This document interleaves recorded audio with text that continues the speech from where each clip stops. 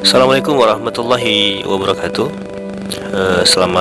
Salam semangat untuk pendidikan keluarga Indonesia. Bertemu kembali dengan saya Yopi Rahmat dari Dayu EduTech Indonesia, sebuah perusahaan yang bergerak di bidang pengembangan sumber daya manusia yang diarahkan untuk mencapai SDGs, pembangunan berkelanjutan, dalam rangka menuju bonus demografi Indonesia 2030, dimana kalau kita melihat dalam perkiraan, dalam estimasinya bahwa 2030 Indonesia mencapai bonus demografi, yaitu 70% dari penduduk Indonesia adalah usia produktif, dan ini menjadi potensi besar bagi kita untuk kemudian bisa membangun negeri ini menjadi lebih baik lagi. Nah, disitulah kita bergerak dari EduTech Indonesia. Ayah bunda sekalian, senang sekali pada hari ini bisa bertatap muka secara virtual dalam sebuah webinar yang saya yakin ini adalah webinar yang luar biasa. Saya apresiasi sekali dengan Yayasan Rumah Inspirasi Keluarga yang sudah menginisiasi kegiatan ini, yang sudah membuat kegiatan ini sehingga kita bisa bertemu secara virtual. Walaupun secara virtual kita tidak akan mengurangi tidak akan mengurangi semangat kita, tidak akan mengurangi silaturahim kita bersama, tidak mengurangi semangat kita untuk mendidik anak bangsa, khususnya keluarga kita masing-masing. Saya yakin dan percaya teman-teman semua ya bunda sekalian adalah orang-orang yang sama-sama meyakini bahwa pendidikan keluarga adalah pondasi dari sebuah bangsa. Karena sebuah bangsa ketika satu keluarga atau keluarga-keluarganya yang ada dalam sebuah bangsa itu mengalami sebuah apa yang kita sebut dengan penghancuran moral dan lain sebagainya, maka itu akan berimbas negatif sangat tidak baik kepada bangsa tersebut. Dan mudah-mudahan bangsa Indonesia dengan bonus demografi 2030 itu akan mendapatkan bonus yang memang betul-betul bonus ya, yang benar-benar bonus, bukan hanya sekedar seremonial kata-kata saja ya, tapi juga memang benar-benar sebuah memang bonus lah. Kalau bonus kan orang bahagia, orang senang gitu, tapi kalau nggak dapat bonus ya mungkin sedih dan lain sebagainya. Dan kita berharap demikian lah begitu. Nah, pada hari ini kita akan sedikit membahas secara kulit-kulitnya saja sebenarnya, yaitu satu materi yang saya pikir menarik untuk kita bahas pada hari ini, dan mungkin nanti bisa kita diskusikan sama-sama untuk memahami materi kita pada hari ini. Kita akan bicara soal bagaimana memahami homeschooling. Ini adalah materi yang tadi sudah saya sampaikan cukup menarik, karena memang kalau kita ditanya homeschooling atau kita sebut misalnya homeschooling, tentunya kita semua tahu ya. Oh, homeschooling, oh iya, sekolah di mana, sekolah di rumah gitu. Tetapi bisa jadi kita belum memahaminya. Kita tahu, tapi bisa jadi kita belum memahaminya. Apa sesungguhnya homeschooling itu? Sehingga banyak di masyarakat kita yang akhirnya menjadi salah kaprah tentang homeschooling.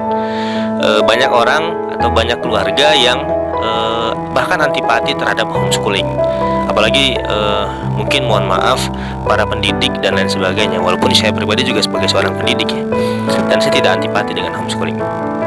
Makanya oleh karena itu saya senang sekali dibantu oleh Rumah Inspirasi Keluarga dan EduTech Indonesia kemudian mencoba untuk membuat sebuah webinar yang hari ini Bapak Ibu atau ayah bunda sekalian nikmati. Dan mudah-mudahan materi ini walaupun sedikit sederhana dan lain sebagainya itu bisa memberikan sedikit pemahaman ya tentang homeschooling. Nah, bagaimana kita bisa memahami homeschooling? Karena ini menarik juga. Kalau kita lihat beberapa waktu ini memang banyak orang tua yang ingin menjadikan homeschooling sebagai pilihan pendidikan untuk anak-anak mereka. Ya, saya lihat di berseliweran ya di beranda Facebook saya itu banyak sekali orang-orang yang ingin menghomeschoolingkan anak-anaknya. Sampai-sampai kemudian salah seorang tokoh pendidikan anak, pendidikan keluarga, sampai-sampai mendirikan sebuah lembaga homeschooling. Saya tidak sebutlah namanya begitu. Nah, artinya memang semangat untuk ingin memahami homeschooling itu sebenarnya sudah ada begitu. Nah, maka ini penting bagi kita sehingga apa? Sehingga keluarga, orang tua, masyarakat bisa lebih memahami apa itu homeschooling. Nah, hari ini kita akan bahas bagaimana sih sebenarnya kita memahami homeschooling itu. Jadi kalau kita bicara soal homeschooling, nanti kita akan membahas beberapa hal penting ya terkait dengan homeschooling itu. Kita akan membahas segala hal all about homeschooling. Kita akan membahas tentang apa itu homeschooling. Ya, apakah jadi mudah-mudahan pertemuan kita hari ini akan menjawab sedikit kegelisahan kita semua, pertanyaan-pertanyaan yang muncul, dan saya kemudian mencoba untuk menyederhanakan pertanyaan-pertanyaan tersebut. Walaupun nanti silahkan nanti kalau ada pertanyaan-pertanyaan yang kemudian muncul setelah materi ini. Ada 5 pertanyaan sebenarnya yang esensi yang akan kita kupas pada kesempatan yang berbahagia ini. Yang pertama adalah satu pertanyaan yang mungkin biasa ini. Ya, apakah homeschooling lebih baik dari yang lain? Ini pertanyaan yang pertama. Apakah homeschooling lebih baik dari yang lain? Nah, ini pertanyaan yang biasa diutarakan ya oleh ayah bunda sekalian yang ingin tahu sebenarnya apa itu homeschooling. Kemudian pertanyaan yang kedua muncul, dasar metodenya apa gitu. Jadi metode homeschoolingnya ini gimana? Apa dasarnya? Apa tujuannya gitu? Sehingga kalau selama ini kita melihat banyak orang tua, banyak keluarga, masyarakat awam kemudian menyimpulkan bahwa metode homeschooling itu ya sekolah di rumah, titik, tidak pakai koma lagi begitu. Nah, ini yang menjadi pertanyaan yang kemudian kita akan coba jawab pada hari ini. Dan pertanyaan yang ketiga adalah kalau misalnya kita sudah paham tentang homeschooling, lantas kita mau memilih homeschooling menjadi sebuah pilihan bagi anak-anak kita, lantas persiapan apa yang akan kita siapkan gitu. Apa persiapan kita sebagai orang tua? Nah, ini akan kita jawab. Walaupun kalau dikatakan puas, saya yakin, saya berharap tidak ada yang puas, karena kalau sudah puas berarti dia akan berhenti belajar. Kita berharap Dayo EduTech Indonesia memahami itu. Dan ada beberapa pertanyaan lain yang kemudian muncul ya. Nah, kita akan masuk ke pertanyaan yang pertama. Apakah homeschooling lebih baik dari yang lain? Nah, ini pertanyaan yang sebenarnya pertanyaan yang yang memang sudah, pertanyaan yang biasa. Dan ini sebenarnya pertanyaan yang juga ditujukan ke sekolah formal sebenarnya. Apakah sekolah formal lebih baik dari homeschooling? Atau demikian sebaliknya, apakah homeschooling lebih baik dari sekolah formal? Nah, ini pertanyaan yang sebenarnya kalau kita ingin penjelasan lebih lanjut, kita harus satu pemahaman bahwa memang anak itu adalah berbeda-beda. Nah, kalau saya sebut ini dengan bahasa yang sederhana, anak itu unik. Ya, unik karena memang setiap anak itu punya bakat, punya minat, punya cara sendiri dalam belajar. Itu yang pertama. Kemudian yang kedua, terkait dengan budaya keluarga. Ya, jadi budaya keluarga itu juga mempengaruhi. Kalau misalnya budaya keluarganya itu senang dengan sekolah-sekolah seperti yang selama ini ada, ya pasti akan fokus ke sana. Tapi kalau misalnya ada orang-orang tua yang memahami bahwa belajar itu bisa di mana saja, dengan siapa saja, dan dengan cara apa, nah itu pasti akan memilih pendidikan yang berbeda, pendidikan di luar sekolah-sekolah formal. Jadi itu kenapa kemudian, jadi kalau ditanya misalnya apakah homeschooling itu lebih baik daripada yang lain, ya kita lihat dulu anaknya gitu. Jadi saya tidak menjustifikasi sekolah formal itu tidak baik, homeschooling itu lebih baik, atau sebaliknya homeschooling itu tidak baik atau sekolah formal itu baik, tidak. Kita harus melihat si anak itu sendiri, minat bakatnya bagaimana, kemudian gaya belajarnya bagaimana. Kemudian yang kedua adalah bicara soal budaya keluarga, dan yang ketiga, yang terakhir adalah bicara soal fokus terhadap perkembangan anak, begitu. Jadi kalau kita bicara pendidikan, bicara soal perkembangan anak, maka apakah homeschooling juga adalah sekolah yang mengikuti perkembangan anak, atau sebaliknya sekolah formal juga mengikuti perkembangan anak. Jadi kita memang fokusnya harus di tiga hal ini. Yang pertama, karena memang anak itu sejatinya adalah unik. Kemudian yang kedua, bahwa budaya keluarga juga harus kita lihat. Dan yang ketiga apa? Yang ketiga adalah kita fokus kepada perkembangan anak gitu. Jadi kita sesuaikan saja pendidikan yang akan kita berikan kepada anak-anak kita sesuai dengan tiga hal ini. Sehingga pertanyaannya apakah homeschooling lebih baik daripada yang lain, kita lihat tiga hal ini, begitu. Ya, jadi itu pertanyaan pertama. Kemudian kita masuk ke pertanyaan yang kedua. Apa dasar metode homeschooling? Nah, kita harus dudukkan dulu pemahaman bahwa saya pribadi sepakat bahwa anak itu bukanlah kertas kosong. Nah, kalau kita lihat kertas kosong, artinya kan memang tidak ada tulisan-tulisan, begitu. Kertas HPS yang kosong itu. Nah, jadi anak bukan kertas kosong seperti itu. Karena anak sejatinya sejak dini itu sudah diberikan sifat keburukan, juga sifat kebaikan. Itu. Jadi tidaklah seperti kertas kosong sebagaimana John Locke katakan, begitu, tidak. Ya, tidak.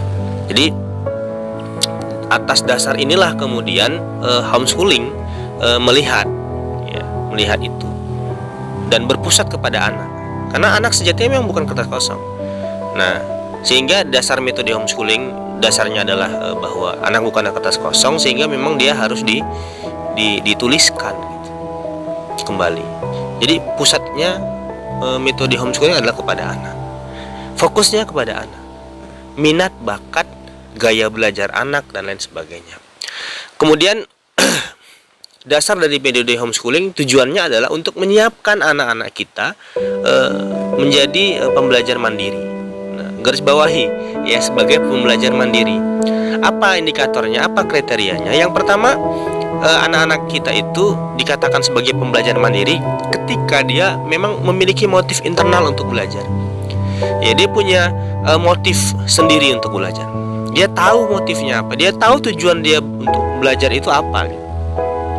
Nah, saya sebagai seorang guru sering bertanya ke anak-anak ya, ke siswa, apa yang membuat Anda belajar? Banyak mereka mengatakan ya semuanya faktor eksternal.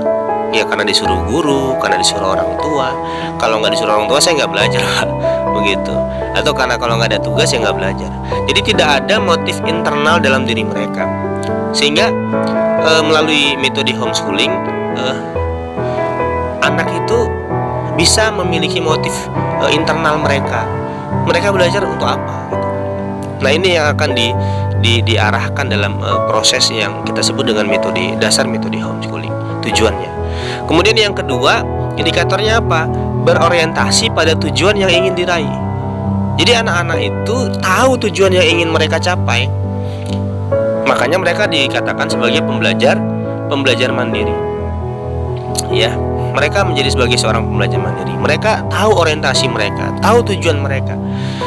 Jangan-jangan, nah ini saya sering juga bertanya kepada siswa di sekolah ya.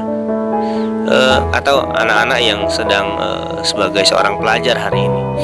Ketika ditanya tujuan Anda belajar sekolah, cita-citanya apa sih gitu. Nah, sebagian besar belum punya cita-cita. Bayangkan kelas 11, bahkan kelas 12, kelas 3 sudah mau kuliah, nggak tahu tujuannya. Orientasi dia mau ngapain setelah sekolah. Jadi nggak paham mereka. Nah, melalui homeschooling, orientasi ini diarahkan agar mereka mencapai tujuan yang mereka inginkan. Sesuai dengan apa? Tadi kembali berpusat kepada anak. Apa itu? Minat dan bakat serta gaya belajar mereka. Nah, kemudian yang ketiga, terampil mencari bahan belajar. Jadi mereka bisa memiliki keterampilan mandiri untuk mencari bahan-bahan yang memang penting dan dibutuhkan bagi mereka gitu. Jadi mereka bisa mencari bahan belajar sendiri. Nah, mereka disuguhkan dengan berbagai metode, dengan berbagai media pembelajaran dan lain sebagainya, agar mereka bisa terampil mencari bahan belajar mereka sendiri. Jadi betul-betul menyiapkan anak sebagai pembelajar mandiri. Nah, baru kemudian yang terakhir adalah tujuan daripada homeschooling itu sendiri, tadi menyiapkan anak sebagai pembelajar mandiri, adalah agar mereka pandai mengontrol diri mereka, self management. Nah, jadi mereka bisa mengatur diri mereka sendiri, bagaimana disiplin mereka, bagaimana cara pandang mereka, bagaimana cara hidup mereka. Jadi mereka bisa mengontrol apa yang mereka harus jalani begitu. Nah, jadi secara tidak langsung mereka bisa memiliki kemandirian yang baik begitu.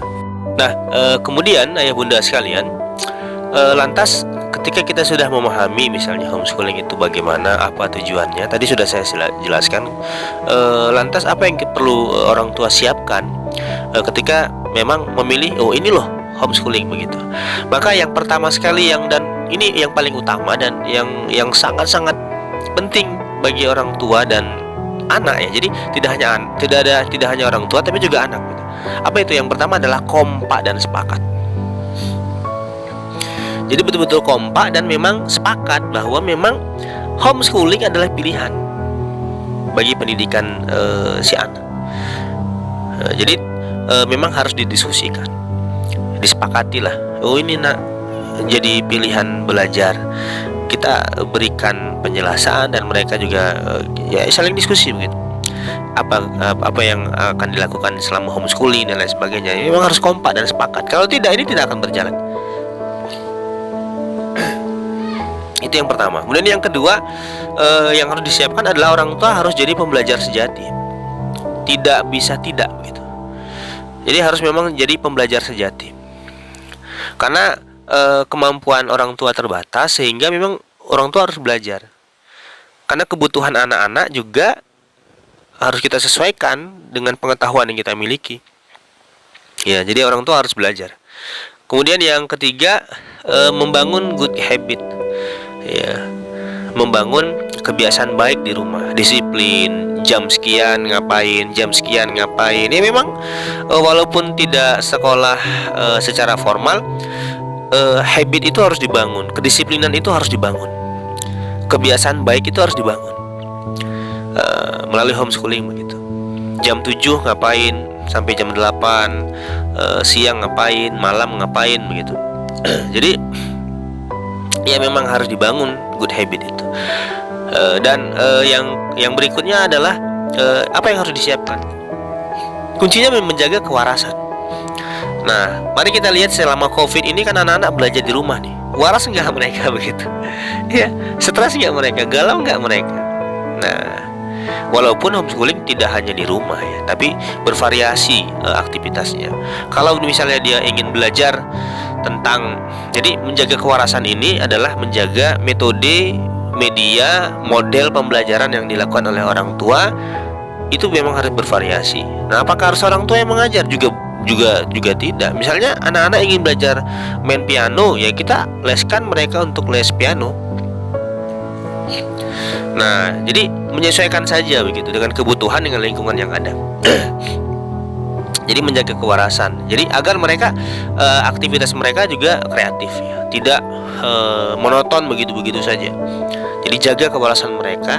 Nah kalau COVID selama ini kan, nah itu bingung ya, anak-anak stres, galau dan sebagainya. Orang tua panik, ribut dan sebagainya, sehingga minta sekolah harus cepat-cepat sekolah lagi gitu. Nah ini banyak sekali di media sosial. Baru yang terakhir adalah apa yang harus disiapkan? Siapkan lingkungan yang kondusif. Budaya diskusi dikembangkan, rasa tanggung jawab dimunculkan, sehingga anak-anak itu punya budaya diskusi. Setiap keputusan tidak orang tua langsung menentukan ini A, ini B, ini C, enggak. Orang tua, anak-anak itu saling diskusi.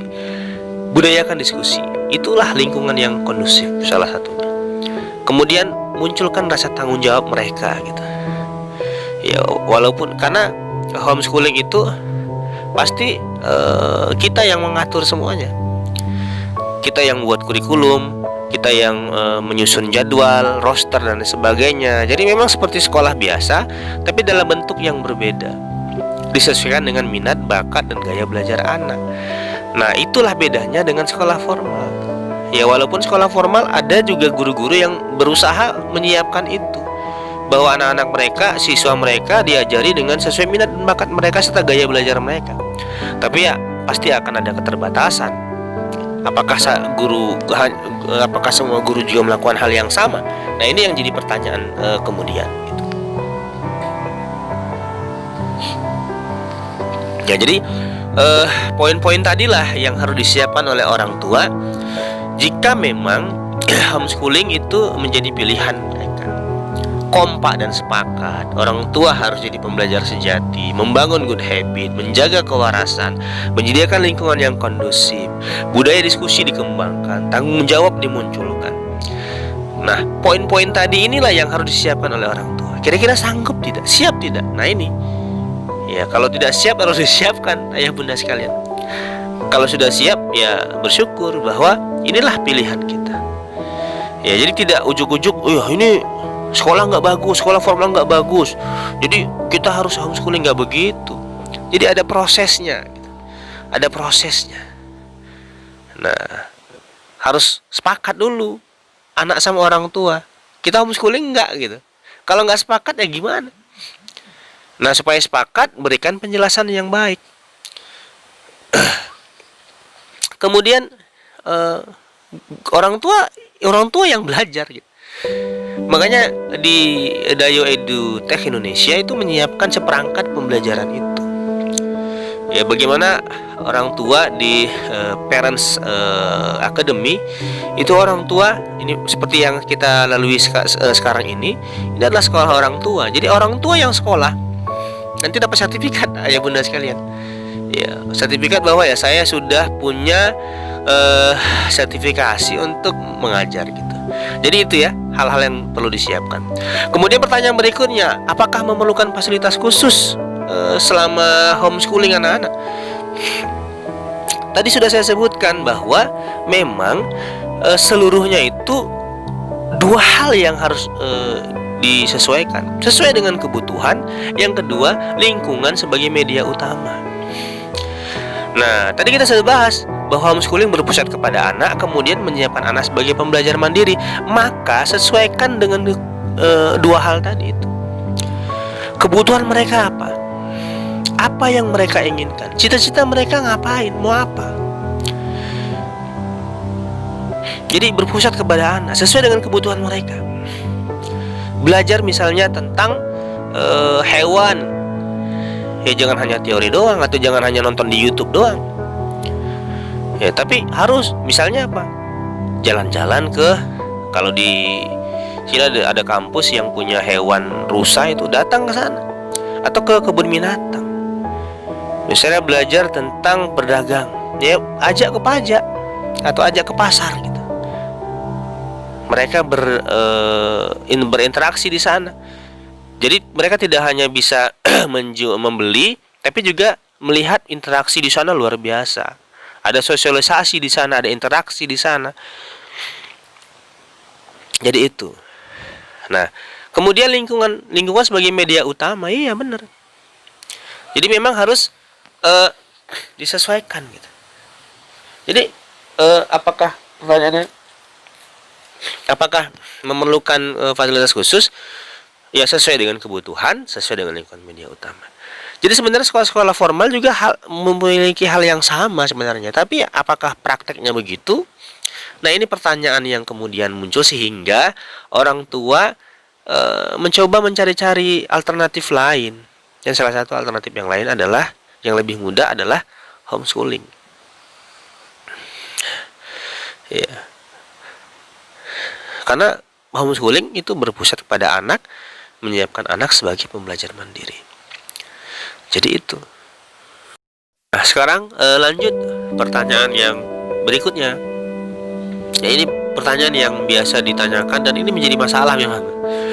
Ya, apakah homeschooling berijazah dan diakui pemerintah?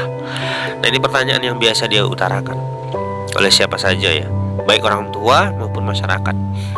Karena memang dianggap homeschooling, mereka tidak paham homeschooling itu apa. Nah kalau kita melihat Undang-Undang Nomor 20 Tahun 2003, bahwa di situ sangat jelas bahwa homeschooling itu diakui oleh pemerintah karena termaktub di dalam undang-undang itu. Dia termasuk ke dalam sekolah informal ya, lembaga pendidikan informal, tapi dia berijazah dan diakui oleh pemerintah. Jadi jangan pernah khawatir bahwa anak-anak yang homeschooling tidak berijazah, tidak diakui oleh pemerintah. Karena sudah banyak anak-anak yang hasil homeschooling, mereka sudah pada kuliah di luar negeri bahkan. Ya, jadi homeschooling berijazah dan diakui pemerintah ya sangat diakui, ya diakui gitu, berijazah dan diakui pemerintah. Sama misalnya ketika kita tanya apakah paket A, B, dan C itu diakui, ya diakui. Karena memang ada instrumennya gitu. Jadi kalau ini tidak usah khawatir ya, bahwa homeschooling itu nggak jelas, homeschooling itu nanti gimana gitu, nggak. Undang-undang kita mengatur itu, jelas ya, ayah bunda sekalian.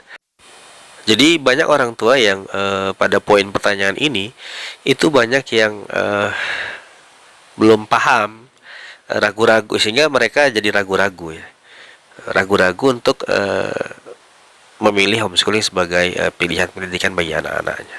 Jadi itu pertanyaan-pertanyaan yang muncul, yang mudah-mudahan sudah menjawab, tapi saya berharap tidak cepat puas dan tidak terjawab secara lengkap, karena nanti pasti akan lebih baik jika kita mendiskusikan ini lebih lanjut. Jadi terima kasih, itu saja yang bisa disampaikan. Salam hangat bagi seluruh keluarga Indonesia. Mudah-mudahan COVID cepat berlalu sehingga kita bisa menjalani kehidupan ini secara normal kembali.